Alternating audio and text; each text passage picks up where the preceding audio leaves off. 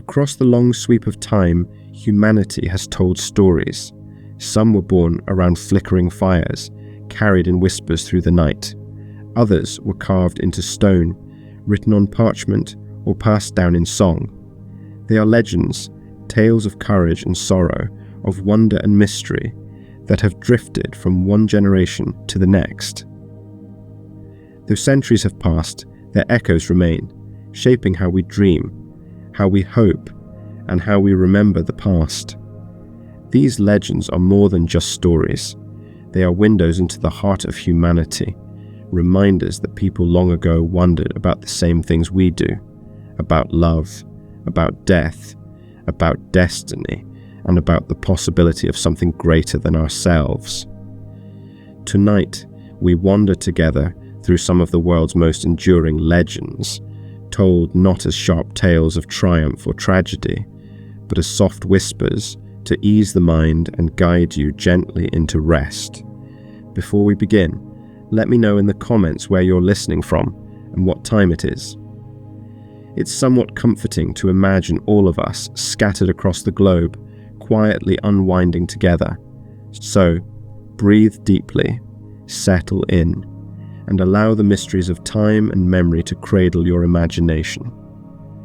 For in the quiet hours of the night, under the same stars that once shone on kings and peasants alike, the legends of history still live, patient and timeless, waiting for us to remember them. Let's begin. The evening air is thick and warm as it settles over Mesopotamia, the land between the two rivers, where civilization itself first began to take root.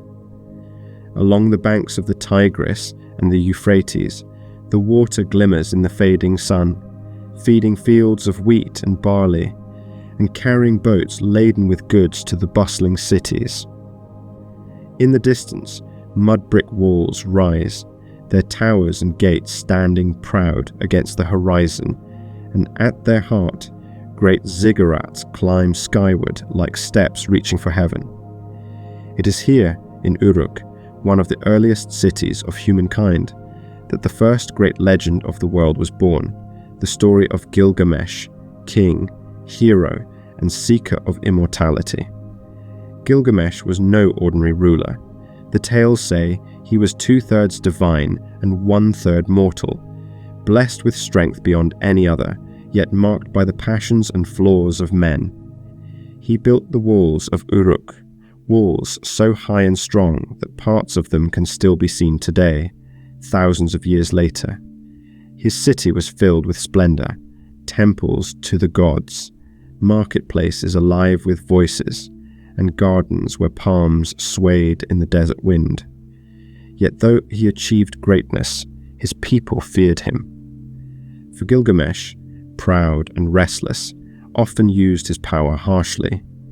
He ruled not with kindness, but with the weight of his might, and his people cried out to the heavens for relief. The gods listened, and in answer they created Enkidu.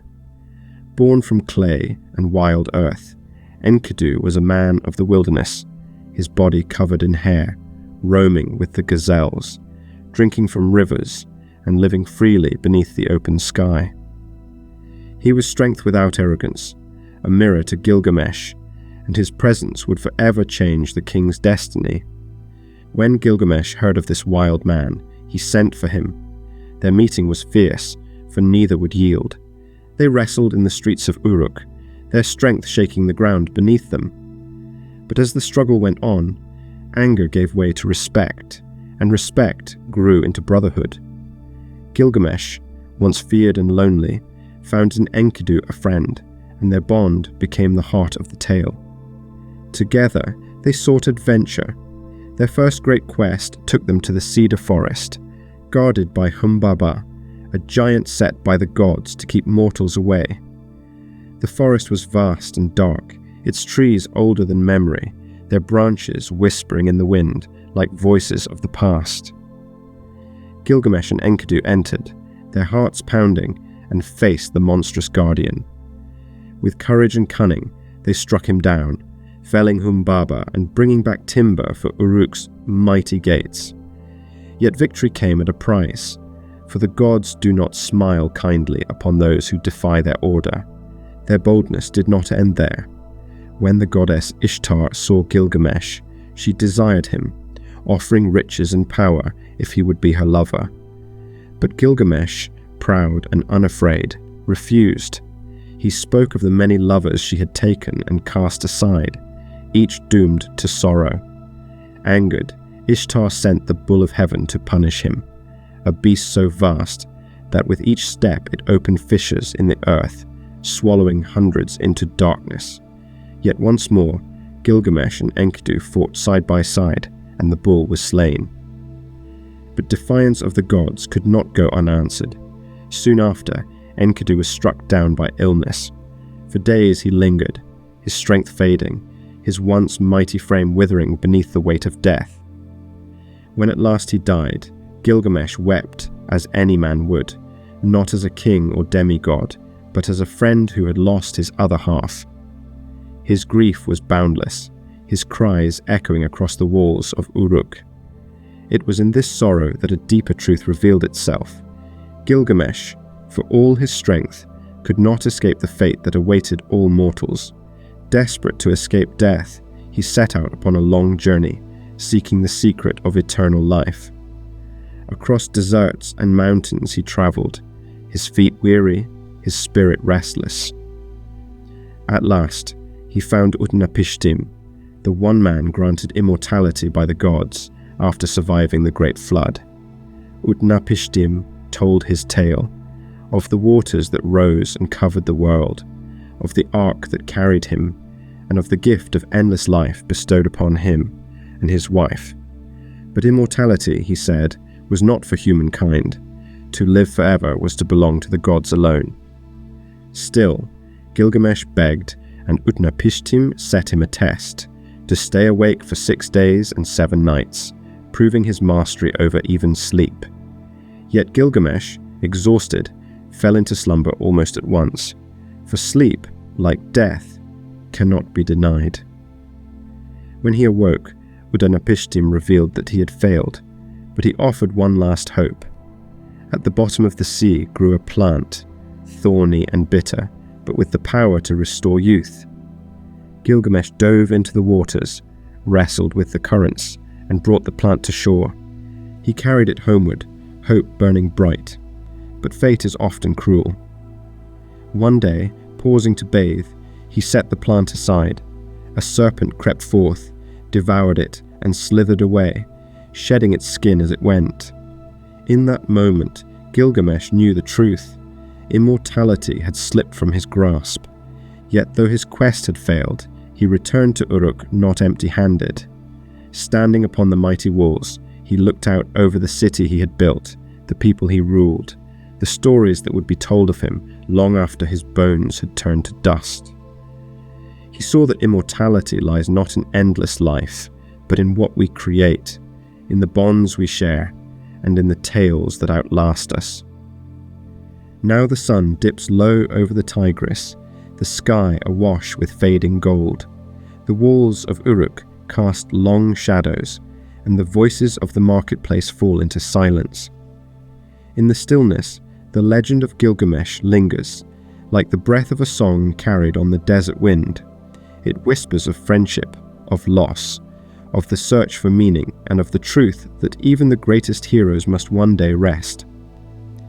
As the rivers murmur softly in the dark, let us leave Uruk behind, its walls standing tall against the night. The story of the first hero drifts gently into the quiet, settling like a dream upon the soul, reminding us that what is mortal can still be eternal, if only in memory.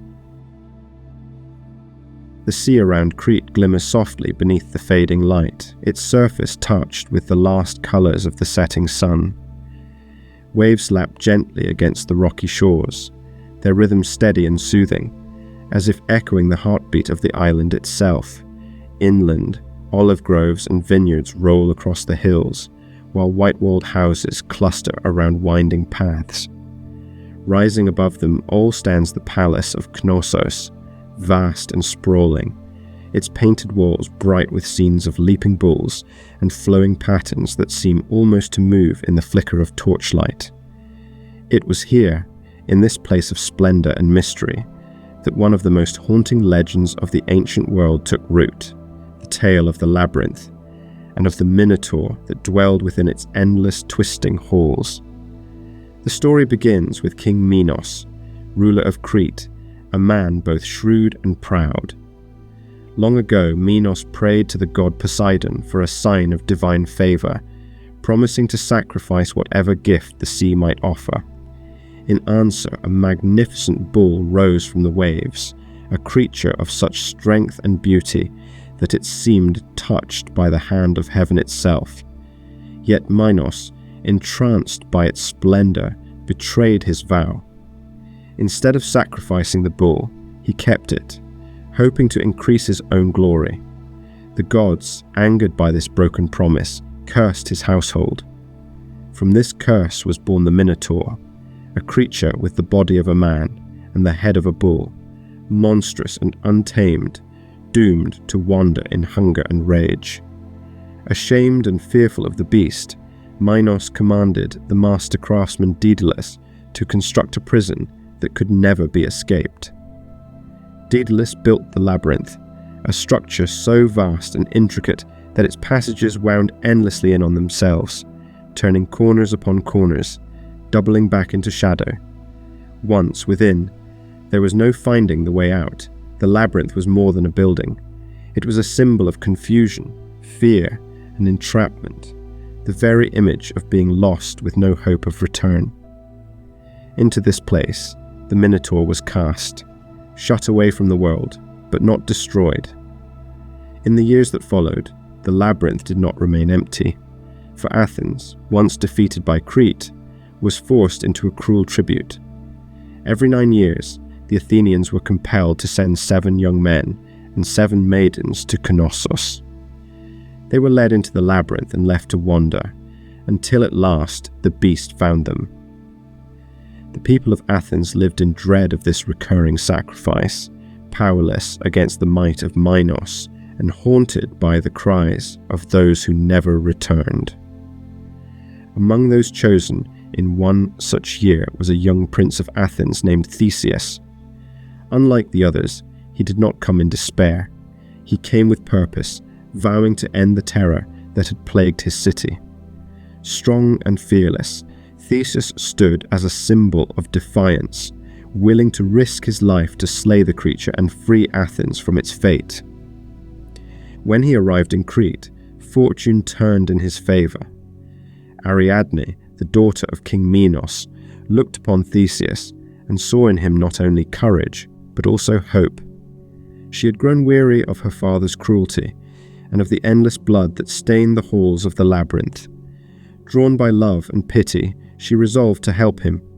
Knowing that no one who entered the maze ever found their way back, she gave Theseus a ball of thread, instructing him to tie one end at the entrance and unravel it as he went, so that when the battle was done, he might retrace his steps and escape.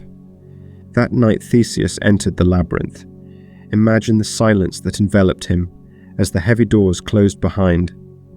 Torch in hand, he moved through shadowed corridors. The stone walls closed on either side, the air damp and heavy, the passages twisted and turned, leading nowhere, doubling back upon themselves. His own footsteps echoed faintly, and at times it seemed as though the maze itself were alive, whispering and shifting around him. Yet the thread trailed behind, a lifeline back to the world beyond. Deeper and deeper he ventured, until at last he reached the heart of the labyrinth. There, waiting in the darkness, was the Minotaur. Its eyes glowed faintly, its breath heavy, its horns catching the dim light of the torch. The creature roared, a sound that shook the stone, and charged. The battle that followed was fierce.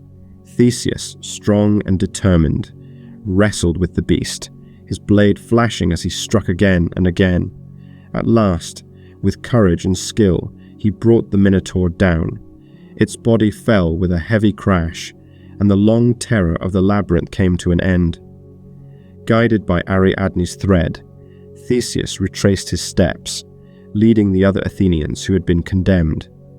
For the first time in years, they stepped out of the darkness into the cool air of night free. Theseus had triumphed, and Athens would no longer bow to the cruelty of Crete. Yet the story does not end in simple joy. On their journey home, Theseus abandoned Ariadne upon the island of Naxos. Why he did so is uncertain, for the legends differ. Some say it was the will of the gods that Dionysus himself claimed her as his bride. Others say it was Theseus's own choice, a betrayal that left her heartbroken and alone. Whatever the truth, her fate lingers like a shadow across the triumph. And Theseus himself was not spared sorrow. Before he had departed, he had promised his father, King Aegeus, that if he succeeded, he would return with white sails raised upon his ship. But in the joy of victory, or perhaps in carelessness, Theseus forgot. As his ship neared the coast of Athens, the black sails still flew. Seeing them, Aegeus believed his son dead, and in grief he cast himself into the sea, which from then on bore his name, the Aegean. Thus the tale of the labyrinth ends as many legends do, with both triumph and tragedy intertwined.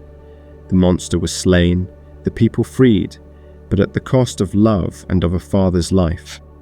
The labyrinth itself has long vanished, its stones crumbled, its passages silent, but the story remains, echoing across the centuries like the faint steps of a traveller lost in a dream. Now, as the moon rises over Crete, the sea murmurs softly against the shore, and the painted walls of Knossos fade into the quiet of night. The tale of Theseus and the Minotaur drifts into stillness, a reminder that even the darkest mazes can be overcome, though victory often carries its own sorrow. The corridors grow quiet once more, and the thread that led him home unravels gently into the silence of sleep. The night air along the Aegean Sea is gentle, carrying with it the salt of the waves and the faint cries of seabirds. Stars scatter across the sky, the same stars that once shone upon warriors, kings, and poets, their light unchanged by the passing of centuries. On the shores of Turkey, where the ruins of Troy lie silent, the earth still holds the memory of one of the most enduring tales ever told.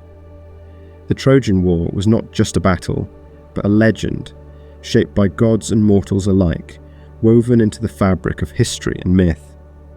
It is a story of beauty and pride, of cunning and sorrow, of love and fire. The legend begins with Helen, daughter of Zeus and Leda, said to be the most beautiful woman in the world. From every corner of Greece, princes and kings came to seek her hand. To prevent strife among them, her stepfather required that each suitor swear an oath.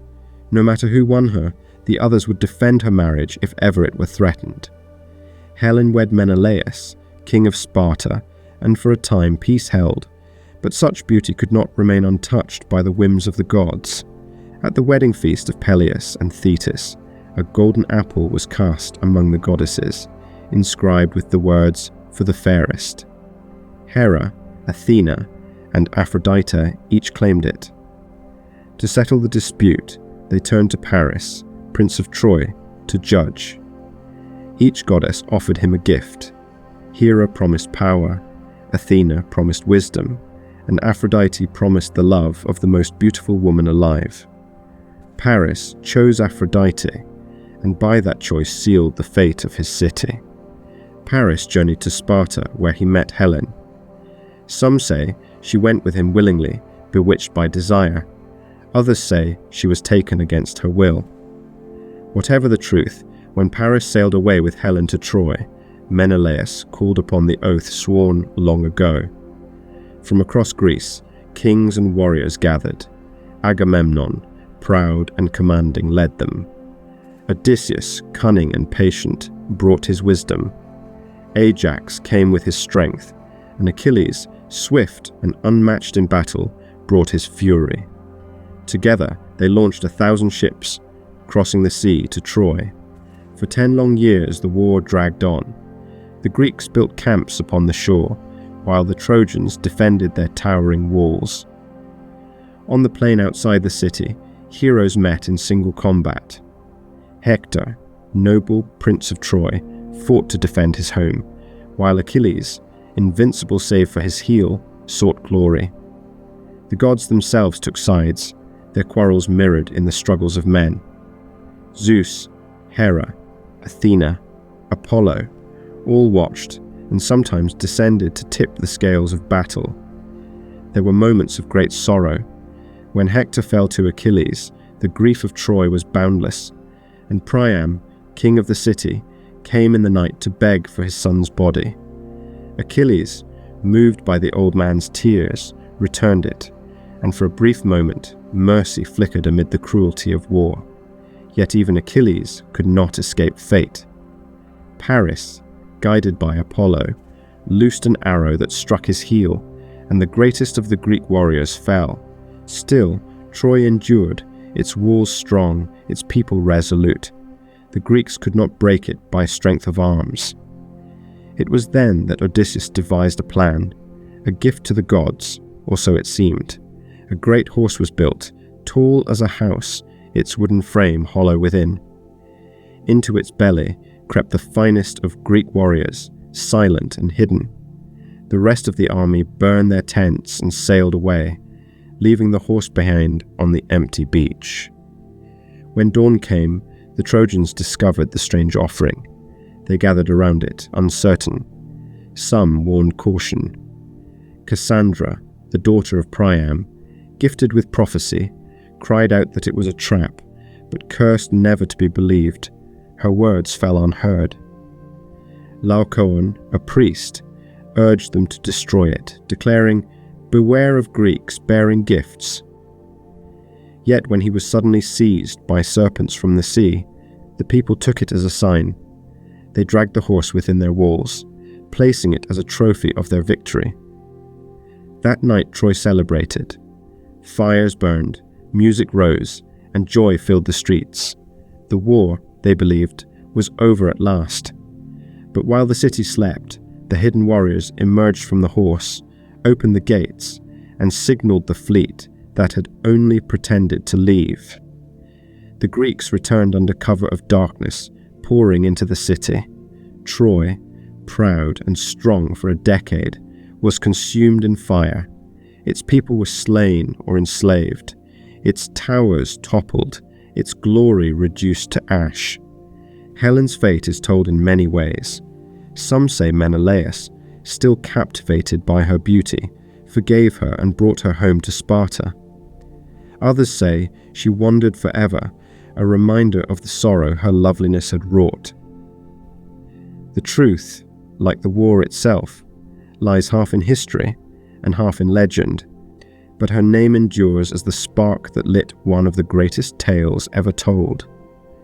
The Trojan War lives on not because of its battles alone, but because of what it symbolizes: love that ignites conflict, pride that blinds, cunning that triumphs when strength cannot, and the inevitability of loss. It is a story of human passions and human frailty, carried forward by poets and singers, until it became more than a war. It became a mirror for all wars, a tale that whispers of both greatness and ruin. Now, as the sea laps softly against the silent shore where Troy once stood, the echoes of that war drift gently through the night. The wooden horse stands forever in our imagination, not as wood and rope, but as an idea of trickery, of brilliance, of betrayal.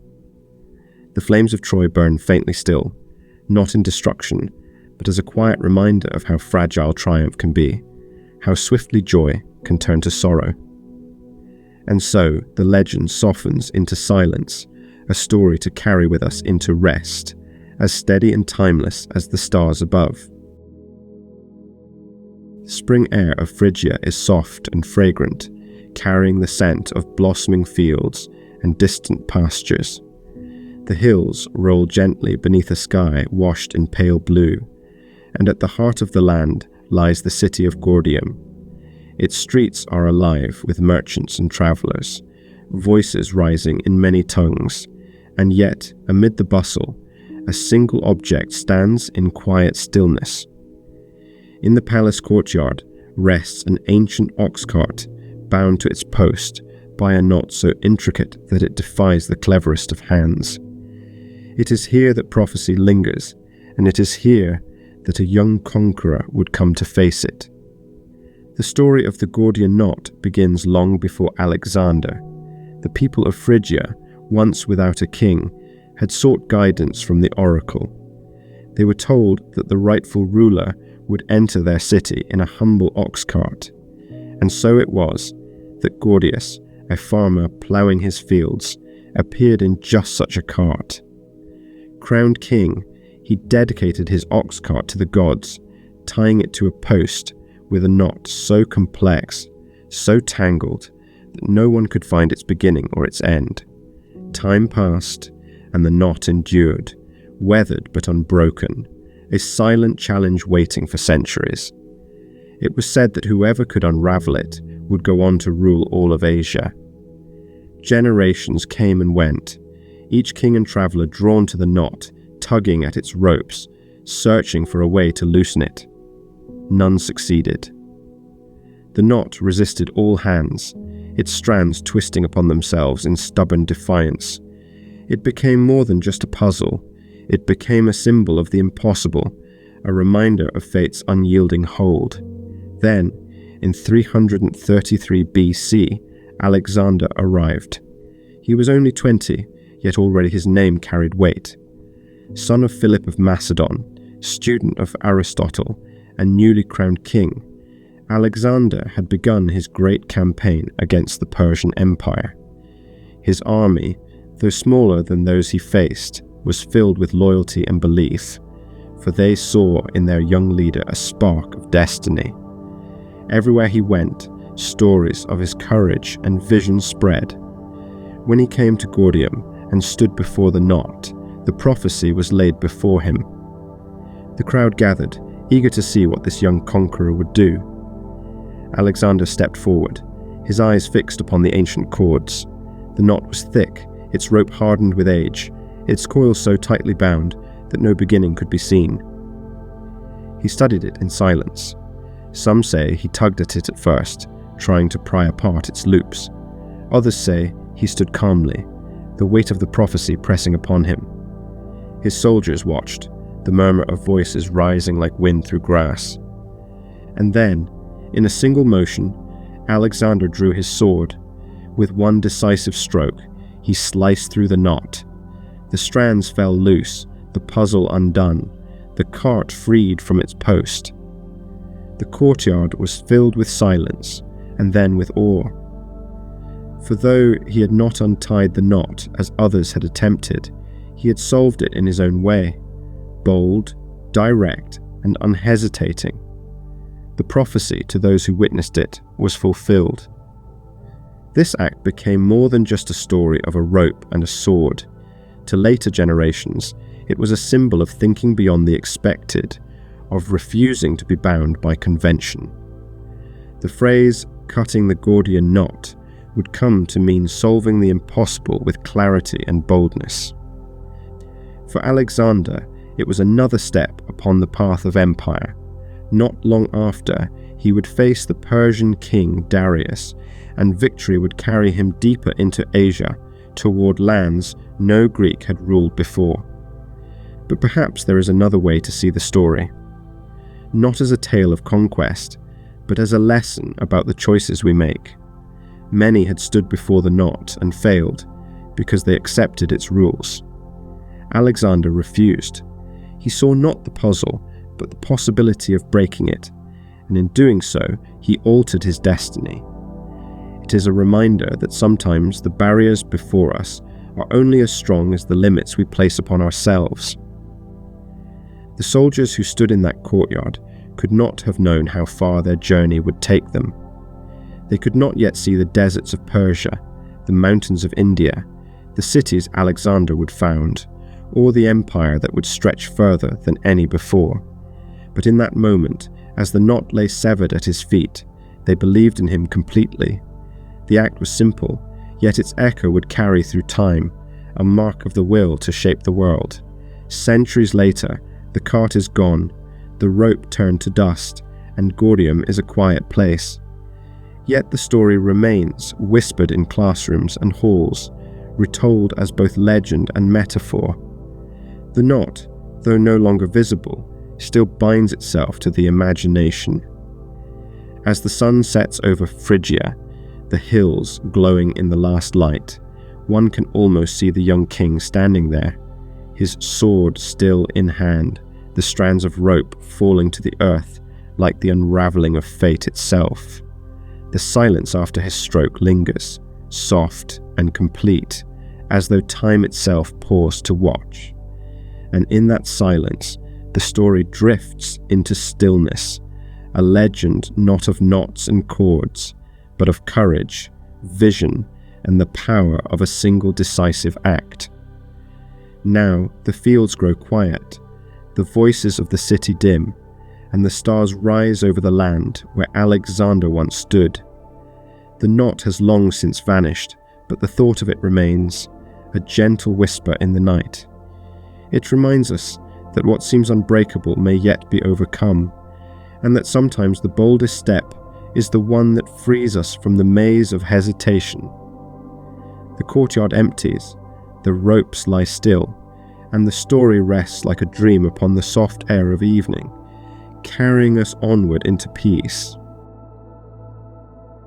The morning mist clings to the rolling hills of ancient Britain, soft and pale as though the land itself is still half dreaming. Dew beads upon the grass, catching the faint light of dawn. In the distance, forests stand tall, their branches swaying in the cool air, whispering secrets older than kingdoms. This was an age of uncertainty, a time when the land was fractured by rival rulers, each seeking to claim power, and the people longed for a leader who could bring them peace. Out of this landscape a legend was born, one that can endure for centuries, the tale of a boy who pulled a sword from stone. In those unsettled years, lords and knights battled endlessly, their loyalties shifting like the tides. There was no single king, no figure strong enough to bind the island together. The stories say that it was then in the heart of London that a mysterious stone appeared. Into its surface was set a sword, its blade gleaming, its hilt firm and cold. Upon the stone were inscribed words that echoed like prophecy. Whoso pulleth out this sword of this stone, an anvil is rightwise king born of all England. Knights from far and wide came to try their strength. Proud men, their arms hardened by years of combat, placed their hands upon the hilt and pulled with all their might. Yet the sword did not move. Again and again they tried, in silence and in anger, but the blade remained firm, as though fused to the stone itself. To many it seemed a cruel trick, or perhaps a riddle of the gods mocking their pride. Yet none could solve it, and so the stone and its sword became a silent challenge, standing year after year, waiting for the one who was destined. Far from the quarrels of the lords lived a boy named Arthur. He was raised in quiet obscurity, fostered by a nobleman and taught the ways of courtesy and service. To him, the struggles for power among kings and knights were distant matters, far removed from the daily tasks of youth. He was untested in battle, gentle in spirit, and unaware of his true birthright. His father, Uther Pendragon, had once ruled as High King, but with his death, the land had fallen back into chaos. Arthur, hidden away, did not yet know that his blood carried the right to lead. The day came for a great tournament to be held, where knights would prove their skill in jousts and contests of arms. Arthur attended not as a warrior, but as a squire, serving his foster brother, Sir Kay. In the rush and excitement of preparation, Kay realized that he had left his sword behind. Desperate not to lose face, he turned to Arthur. Eager to help, Arthur hurried off in search of a blade. It was then that his eyes fell upon the churchyard, where the sword still stood in the stone, glinting in the pale morning light. To Arthur, it was no sacred relic, no symbol of destiny. It was simply a sword that might serve his brother. He approached without hesitation, placed his hand upon the hilt, and pulled. The blade slid free with no resistance, as though it had been waiting for him and him alone. Carrying it calmly, Arthur brought the sword to Kay. At once, Kay knew what it was, and claimed he had drawn it himself.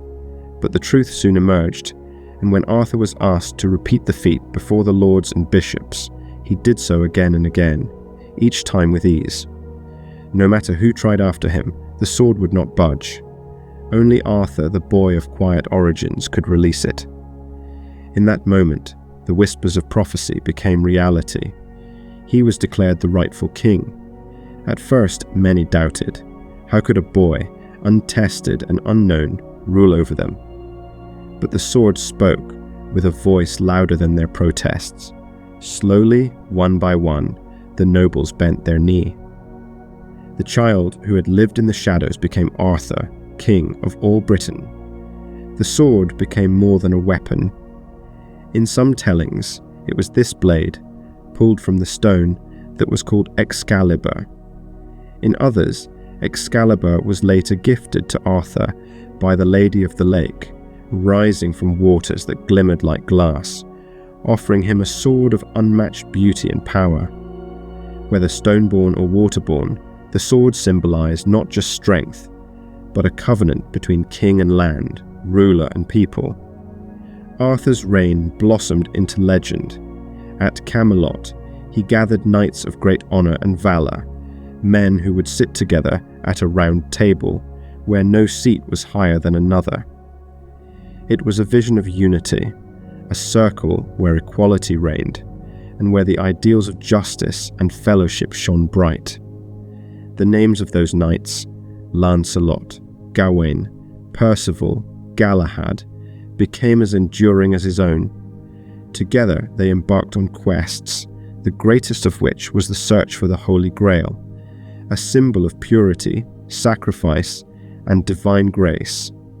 Yet, as with all great stories, shadows crept in. Arthur's kingdom, built on loyalty, would in time falter under the weight of betrayal. Lancelot's love for Queen Guinevere, the Queen's love in return, and the rivalries of men who could not set aside pride, all worked to unravel the dream of Camelot. The Round Table splintered, brother turned against brother, and the land fell again into strife. In his final battle, Arthur faced his own kin, Mordred. Though Mordred was slain, Arthur himself was mortally wounded. He was carried to the water's edge, where the sword that had marked his destiny was returned to the lake. The lady's hand rose from the waters, took Excalibur, and drew it beneath the surface. Arthur was borne away to Avalon, the Isle of Mist and Healing, where some say he still rests, waiting for the hour when his people need him most. And so, the legend is not one of simple triumph, but of cycles, of hope, unity, and loss, followed by the promise of return. Arthur is more than a king of history. He is the king who sleeps, whose story drifts between dream and reality, whose sword still gleams faintly in the imagination of all who hear his tale. Now, the mists draw once more across the quiet hills, curling through the forest, where the deer move silently and the streams run clear. The land lies calm, the air filled with the hush of ancient songs. In that stillness rests the boy who became king, the sword that marked his destiny, and the dream of a world bound not by power, but by honor. As we let the legend settle softly around us, it drifts like the mist itself, wrapping us in a gentle hush, carrying us deeper into rest. The northern air is cool and crisp, carrying with it the scent of pine forests and the salt of the distant sea. The waves crash against rugged shores, and in the mead halls of the old kingdoms, fires burn brightly against the long night. The flicker of flame casts shadows on carved timbers, while voices rise in song, telling tales of heroes who stood against darkness. Among these tales is one that has endured for centuries, carried across generations in the rhythms of Old English verse, the story of Beowulf, warrior, king, and dragon slayer. Beowulf's legend begins not with a dragon, but with a monster of the night. In the land of the Danes, a great hall was built by King Hrothgar, a hall of feasting and fellowship.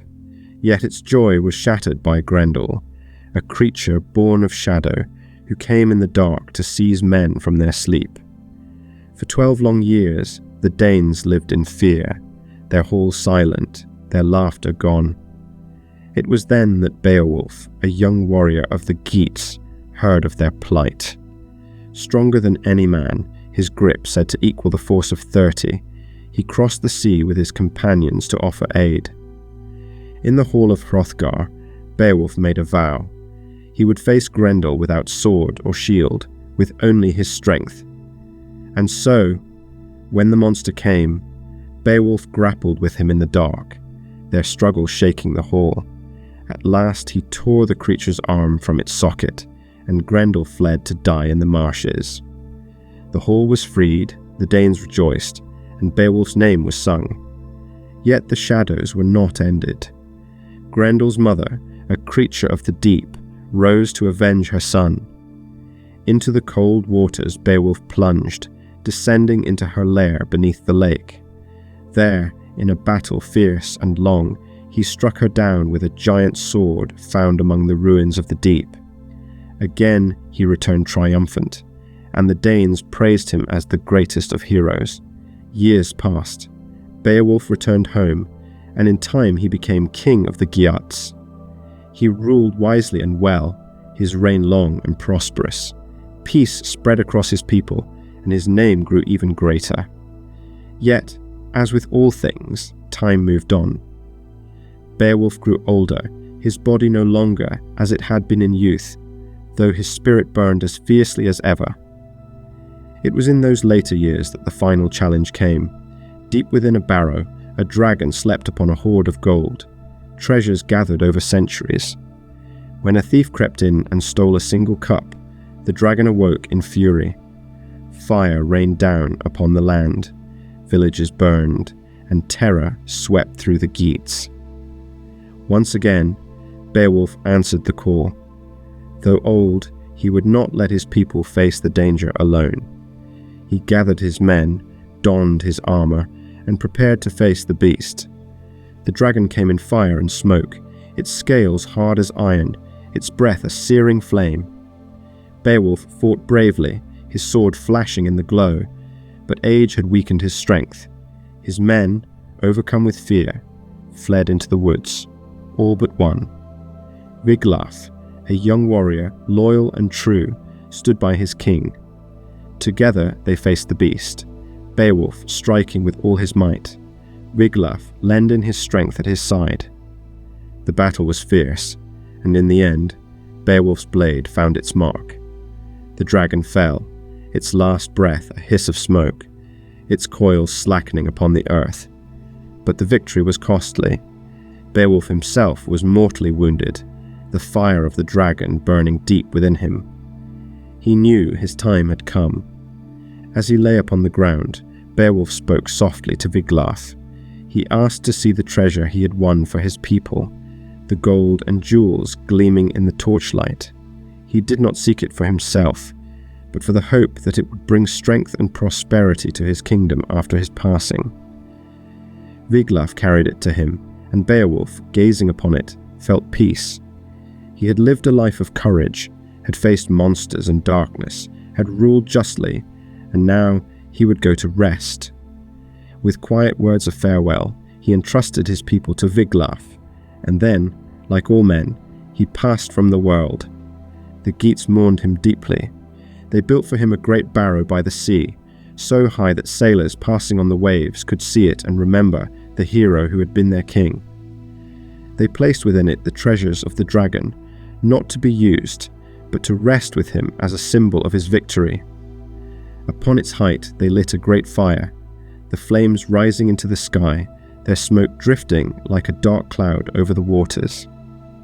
And there, in that place between land and sea, the memory of Beowulf was sealed. The story of Beowulf is not simply one of battles won or monsters slain. It is the tale of courage and loyalty, of friendship and sacrifice, of the passing of time and the inevitability of death. It reminds us that even the strongest must one day fall, but that honor and memory endure. His name, carried in song for centuries, still lingers, softer now, like the whisper of wind across the northern hills. Now, as the night deepens, imagine the flicker of the fire in the mead hall, the sound of harp strings, the voices rising in a low chant. Outside, the dragon's mound rests silent, the sea washing gently at its base, the stars shining above. The tale of Beowulf, fierce yet tender, fades into the stillness of the night, a reminder that all heroes, no matter how mighty, must one day rest. The plains of Castile stretch wide beneath the Spanish sun, golden fields rippling in the breeze, their silence broken only by the call of distant birds and the tolling of church bells across the hills. In the villages, stone houses cluster along narrow streets, their whitewashed walls glowing in the soft light of dawn. It is in this land of contrasts, of fertile valleys and harsh frontiers, of Christian kingdoms and Moorish courts, that the legend of El Cid was born. His name, Rodrigo Diaz de Vivar, echoes like a song across the centuries, carried in poetry and memory, half history and half myth. To his people, he was El Campeador, the champion. To the Moors, he was El Cid, the lord. Rodrigo was born in the year 1043, near Burgos, in the heart of Castile. From his earliest days, he grew amidst a world divided, where Christian and Muslim realms vied for power across the Iberian Peninsula. It was a land of war, but also of mingling cultures, where poetry and philosophy from the Moors blended with the faith and traditions of the Christians. Rodrigo rose from these crossroads, learning not only the art of arms, but also the ways of diplomacy and command. In his youth, he served King Sancho II of Castile, earning renown in battle. Strong, loyal, and cunning, he soon became a commander of men, his sword striking fear into enemies and inspiring his comrades. When Sancho was slain, Rodrigo transferred his loyalty to Sancho's brother, Alfonso VI, though their relationship was often strained. Rumor held that Rodrigo forced Alfonso to swear upon sacred relics that he had no hand in his brother's death, a sign of the tension that would mark their years together. Despite this unease, Rodrigo's fame grew. He fought not only against the Moors, but also alongside them, for the politics of the time were complex, and alliances shifted like sand. To some, he was a mercenary, selling his sword to the highest bidder. To others, he was a unifying figure, a man whose loyalty was to honor rather than to crown. His very name, El Cid, comes from the Arabic al-Sayyid, meaning lord.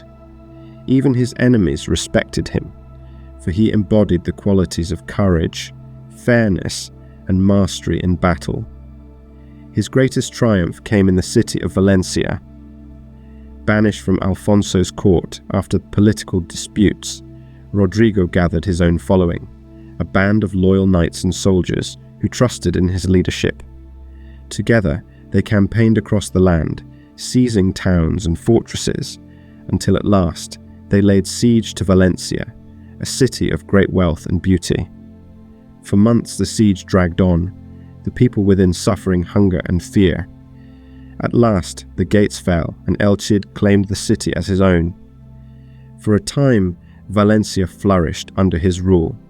Christians and Muslims alike lived under his authority, and he governed with fairness, seeking not destruction but stability. His household reflected this harmony, for his daughters were wed into noble families, binding his legacy to the future of Spain. El Cid was no longer merely a warrior. He had become a lord in truth, a ruler whose power reached beyond the sword. But fate, as always, carried shadows. In 1099, after years of battle and rule, El Cid fell ill. His strength, once the terror of foes, ebbed away, and he knew his time was near. Valencia, threatened by enemies, faced ruin without him. Yet even in death, his legend was not to be dimmed. According to the stories, his men refused to let despair take hold. They dressed his body in armor, set him upon his horse, Babieca, and fastened his sword, Tezona, into his hands. Thus arrayed, he was led at the head of his army one last time. The sight of El Cid, even in death, filled his foes with fear, and they fled before him. Valencia was saved, if only for a while, by the presence of its fallen lord. Though the truth of this tale may lie in the realm of legend, its power has endured. El Cid became more than a man. He became a symbol of Spain itself, of honor, loyalty, and the blending of cultures upon the Iberian soil. The epic poem El Cantar de Mio Cid, one of the oldest works of Spanish literature, immortalized his deeds, shaping him into a hero for generations. In those verses, he rides forever across the plains, his banner high, his men following close, his name echoing like thunder. Even now, as the sun sets over Castile and the fields turn to bronze in the fading light, one can imagine him still, the clatter of hooves upon the earth, the shimmer of steel in the dusk, the voice of the champion carrying across the winds.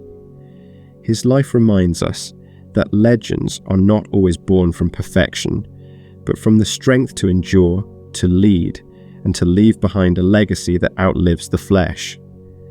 And so the story of El Cid drifts into the quiet, softer than the songs once sung in mead halls, steadier than the rhythm of hooves across the plain. The city of Valencia rests, the towers of Burgos stand silent, and the fields lie calm beneath the stars. El Cid, the lord, the champion, sleeps now in memory, his sword lowered, his journey ended, but his tale lingers like the warm breath of summer upon the land, a reminder that even in death, courage can live on. The medieval world was a place of both certainty and mystery. In the towns and villages of Europe, church bells marked the rhythm of each day, their sound carrying across fields and forests. Monasteries copied sacred texts by candlelight. Kings ruled their realms with the blessing of priests, and pilgrims walked dusty roads toward holy shrines. Yet beyond the known horizons, beyond the mountains, deserts and oceans, lay lands filled with wonder, or so people believed. It was in this fertile soil of faith and curiosity that the legend of Prester John was born, a story of a Christian king said to rule in a faraway land, whose kingdom was rich, holy, and filled with marvels. The first whispers of Prester John appeared in the 12th century, when Europe was deeply engaged in the Crusades. Tales spread of a mighty ruler in the East, a Christian monarch who had never been touched by Muslim conquest, whose armies were vast, and whose faith was unwavering. He was said to reign over a land of splendor, where rivers ran with jewels, where exotic beasts roamed, and where harmony between peoples was the law of the land. To Europeans weary of war and longing for allies, such a figure seemed like hope itself. One of the earliest references came in the form of a letter. The so-called Letter of Prester John began to circulate in the mid-11th centuries, addressed to the Byzantine emperor and later to the Pope. In it, the mysterious king described his kingdom in glowing terms. He spoke of lands beyond Persia and India, filled with wonders, springs of eternal youth, mountains of gold, rivers of emeralds, and creatures both strange and marvelous. He claimed to rule over many nations, his subjects living in peace beneath the cross of Christ. The letter painted him as both a warrior and a holy man, a monarch of immense wealth and virtue. To those who read it, the letter seemed both outlandish and tantalizing. Was it real or merely a fabrication? The truth mattered less than the dream it inspired. For in the age of Crusades, when Christians of Europe longed for allies against the Islamic powers, the idea of a great Christian king rising in the East stirred both excitement and faith. If Prester John could be found, perhaps victory would be assured, and Christendom made whole. Over the centuries, the location of his kingdom shifted like sand. Some claimed he ruled in India, beyond the lands known to merchants who followed the Silk routes. Others insisted his kingdom lay in the heart of Central Asia, where great rivers met and empires rose and fell. Later still, as explorers ventured into Africa, whispers grew that Prester John's realm was in Ethiopia, a Christian land surrounded by kingdoms of different faiths. Each new expedition brought renewed hope, but also deeper confusion. Prester John was always just beyond the horizon, never found, yet never forgotten. The legend grew with each retelling. Some said his palace was of crystal, his throne of ivory, his table of gold. Others claimed that his realm was home to phoenixes, unicorns, and griffins, creatures of wonder that marked it as a place where heaven touched earth. The stories described rivers whose waters healed, lands where no sin could flourish, and people who lived for centuries in joy and harmony. The kingdom was imagined as both earthly and divine, a reflection of paradise itself. But beyond the marvels, the legend of Prester John held something deeper. It was a dream of unity, of a world where faith was strong and justice unshaken, where Christians were not alone, but part of something vast and unbreakable. To medieval minds, who lived in an age of wars and uncertainty, this dream was as precious as any treasure. Explorers set out to seek him. Marco Polo, traveling through Asia in the 13th century, recorded tales of Christian kings in distant lands, which some linked to Prester John. When the Portuguese sailed around Africa centuries later, they too hoped to find his kingdom, sending emissaries into Ethiopia in search of his court. Each journey found something real: great kingdoms, thriving cultures, powerful rulers, but never the king of legend. Prester John remained elusive, a figure of imagination rather than history. And yet, his story endured for centuries. It spread not because he was real, but because he represented hope, the hope of a world less divided, of allies across the unknown, of wonders waiting beyond the horizon. Even as the age of discovery mapped the world and his legend faded, the idea of Prester John lingered in memory, a reminder of how deeply people yearned for connection and for marvels beyond their reach. Now, as night falls across the old roads of Europe, one can imagine a weary traveller hearing the tale for the first time by the fire. The crackle of wood, the soft glow of embers, the voice of a storyteller weaving words of rivers, of jewels, and kingdoms of peace. The listener would close their eyes and see it, the distant land where Prester John ruled, his banners flying high, his people safe and joyful. Though no map ever captured his kingdom, the story lives on, drifting like a mirage through the centuries. It is less about geography than about longing, less about proof than about belief. Prester John reminds us that legends endure because they hold truths of the heart, not of the earth, our desire for justice, for wonder, and for a world where hope does not end at the horizon. And so the tale rests quietly now, fading into the silence of the night. The roads grow still, the lamps dim, and the kingdom of Prester John lies not in distant lands, but in the dreams of those who believe, a legend to guide us gently into rest, shimmering softly like a star that never sets. The fields of France lie quiet beneath the morning mist, the rolling hills softened by fog, the villages still asleep as church bells mark the passing of the hours. In the 15th century, this land was torn by war, its soil trampled by soldiers, its people weary of conflict. For nearly 100 years, England and France had struggled for dominance in what would be called the 100 Years' War. Towns were burned, crops destroyed, and hope seemed dim. Yet from this long shadow rose a figure so unexpected, so unlikely, that her story has echoed through the centuries like a hymn. She was a peasant girl, scarcely more than a child, who claimed to hear the voice of heaven. Her name was Joan of Arc, the Maid of Orleans.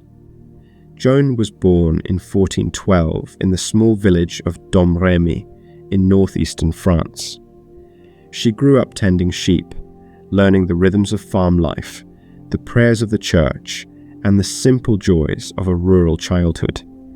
Her family was poor but devout, and nothing in her early years suggested the destiny that awaited her. Yet from the age of 13, she began to hear voices. Saints, she said, spoke to her. Saint Michael, Saint Catherine, Saint Margaret.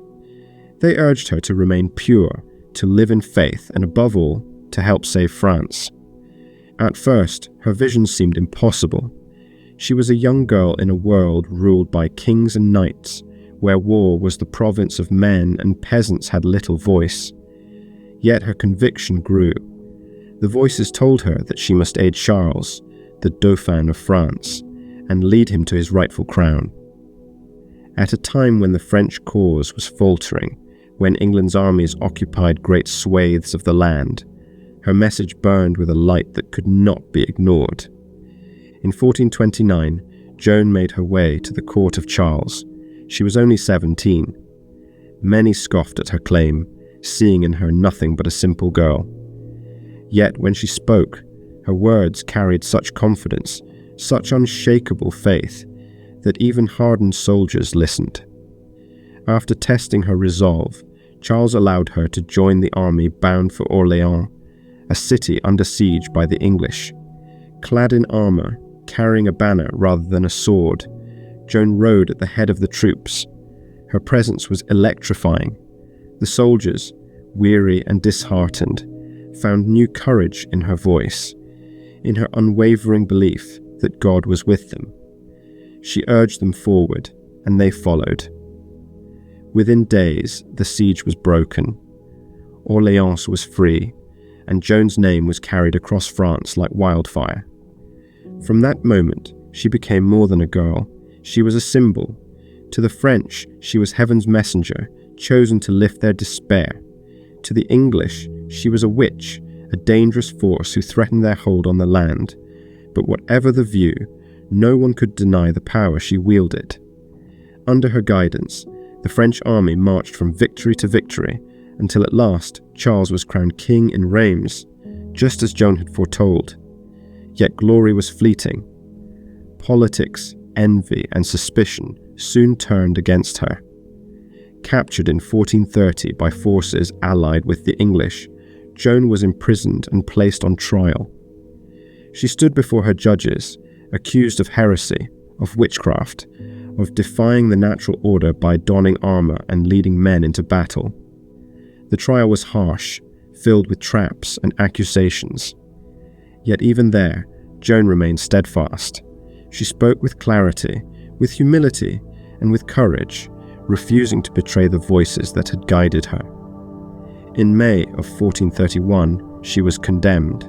Barely 19 years old, she was led to the marketplace of Rouen, bound to a stake, and burned before the crowd. Witnesses said that as the flames rose, she called out the name of Jesus, her voice unwavering until the end. For those who saw her die, it was not a witch who burned, but a saint. Joan's story did not end in fire. Within decades, her name was cleared, her trial declared unjust. In 1920, nearly 500 years after her death, she was canonized as a saint of the Catholic Church. Today, she stands as a symbol of faith, courage, and conviction, a reminder that even the humblest of lives can alter the course of nations. But beyond history, her story carries a gentler truth. Joan of Arc reminds us that strength is not only in the sword, but in the spirit. She was not trained in war, yet her belief inspired armies. She held no throne, yet she crowned a king. She lived only a short life, yet her light has never dimmed. Now, as night falls over the fields of France, the mist settling once more across the land, her story drifts softly into memory. The bells toll faintly in the distance. The fires of battle are long extinguished, and the girl who once rode in shining armor rests in the silence of eternity. Joan's voice, like the voices she once heard, lingers still, a whisper of courage carried on the wind, guiding us gently into rest. The waves of the Atlantic roll endlessly, their rhythm steady and eternal, carrying ships westward into the unknown. In the early 16th century, the seas were alive with sails, as explorers ventured across oceans in search of riches, new lands, and mysteries that had lingered in human imagination for centuries. Among those dreams was one of the most enduring of all, the Fountain of Youth, a spring whose waters promise to restore strength, banish age, and grant eternal vitality. And at the heart of this legend stands the name of Juan Ponce de León. Ponce de León was born in Spain around 1474, in the time when the Reconquista had ended and Spain looked outward, eager to claim new horizons. As a young man, he sailed with Christopher Columbus on his second voyage, seeing for the first time the lush islands of the Caribbean. Ambition and opportunity called him, and he soon rose to power as governor of Puerto Rico, where he built towns, ruled settlers, and sought new wealth. Yet his name would be tied not only to conquest, but to a legend that shimmered just beyond reach. The tale of the Fountain of Youth was not new. Stories of waters that could heal and restore had long existed in many cultures. Ancient Herodotus wrote of springs that gave long life, while in the Middle Ages, travelers told of hidden rivers and magical wells. In the New World, such tales mingled with the accounts of indigenous peoples, retold and reshaped by explorers eager for marvels.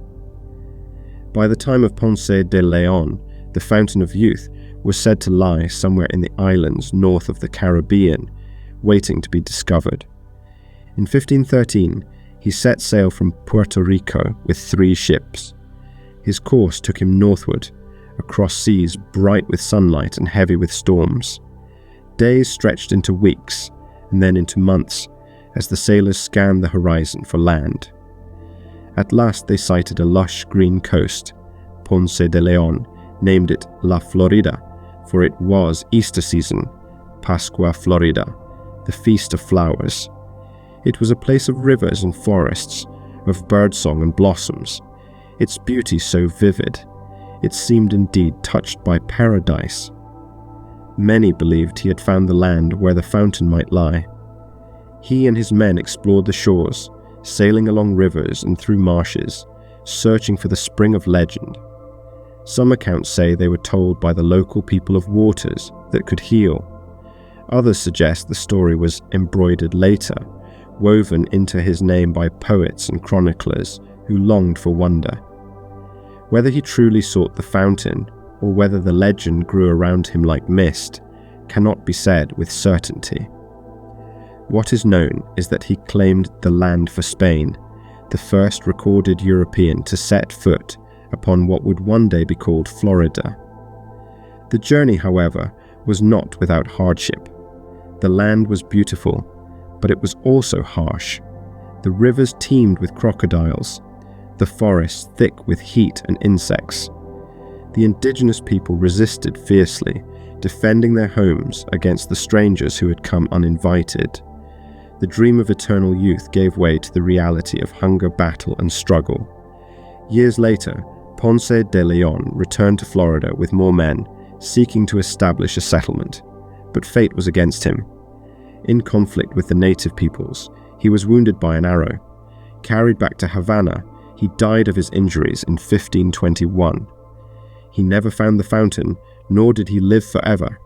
Like all men, his time came, and he passed into history. Yet the legend endured. The Fountain of Youth remained a story too powerful to fade. For centuries, people dreamed of its waters, some even traveling to Florida in search of springs said to hold healing powers. Even today, near St. Augustine, visitors come to sip from wells that claim to be tied to the old tale, though their waters grant no more than refreshment. The truth of the Fountain of Youth lies not in geography, but in imagination. It is a symbol of humanity's endless longing to hold back time, to restore what is lost, to keep forever the strength of youth. It reminds us of the fragility of life, and of the hope that something beyond might preserve us. Ponce de León may not have found the waters, but in seeking them, he became part of a legend greater than gold or empire.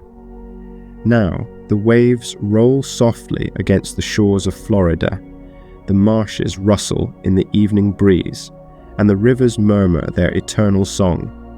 Somewhere in the stillness, the dream of the fountain lingers, not as a place on any map, but as a story told by firelight, as a whisper carried across the centuries. It is a dream that flows like water itself, clear and timeless, guiding us not toward immortality, but toward the gentle peace of rest. And so, the tale of Ponce de León drifts into silence. The sails of his ships fade into the mist, the fountain glimmers faintly in imagination, and the night closes softly around the legend. For in the end, all waters lead not to eternal youth, but to the quiet shore of sleep, where rest waits for every traveller.